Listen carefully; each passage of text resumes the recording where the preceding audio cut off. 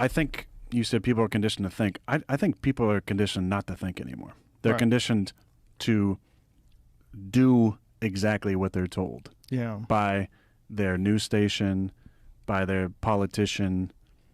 You know, people don't want to think for themselves anymore. Well, they're conditioned at work.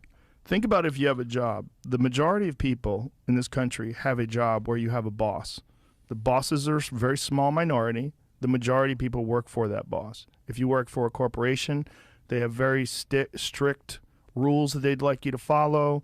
There's behavior rules, there's language rules, there's dress rules, there's, you know, rules about the time you're supposed to be there and the amount of work you're supposed to do and what you're supposed to take home and what's required of you. People are conditioned to have someone tell them what they can and can't do. And then they get off on Friday and they can't wait to get drunk. And that's part of why they want to get drunk, is they want to escape. They want to escape this grind of a world.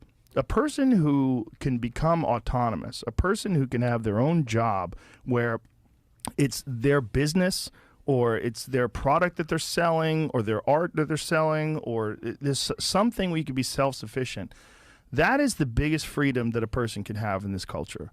And most people don't have that freedom. So most people are conditioned to have someone lay the rules out for them, tell them when they're supposed to be there, tell them what they get when they work for an hour. That most people don't have the ability to just think for themselves. It's been taken away from them because they want to make a living. Yeah, then you get into student loans. Well, that's the craziest one, right? Because you can't even get rid of those. Right? Every other right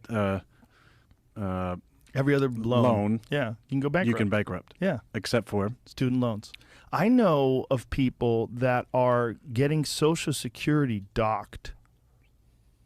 Their Social Security money is being docked because they owe student loans.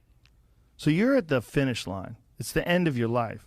And you owe money for loans that you took out when you were 18. And now you're 65. That's a rough way to leave this life.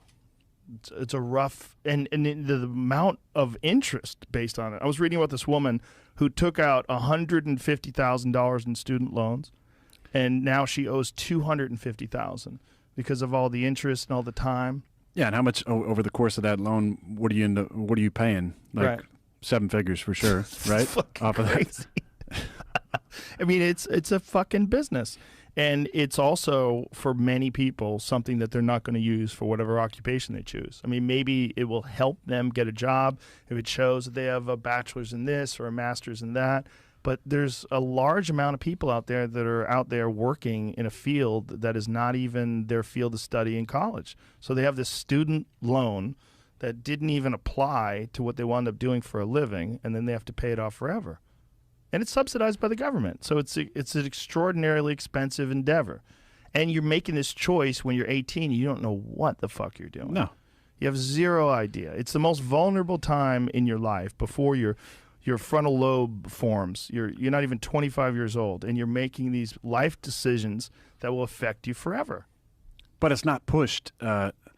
It's shame. You're shamed almost if you don't go to college, right? Oh, yeah. It's never pushed like, hey, go learn a technical skill. Right. Where you can do a year of apprenticeship or college or study and then go make 6 figures in a job. One of the biggest times in my life where I felt like a loser was right out of high school because I took a year off. And I remember just telling people that I was going to take a year off. And they're like, how could you?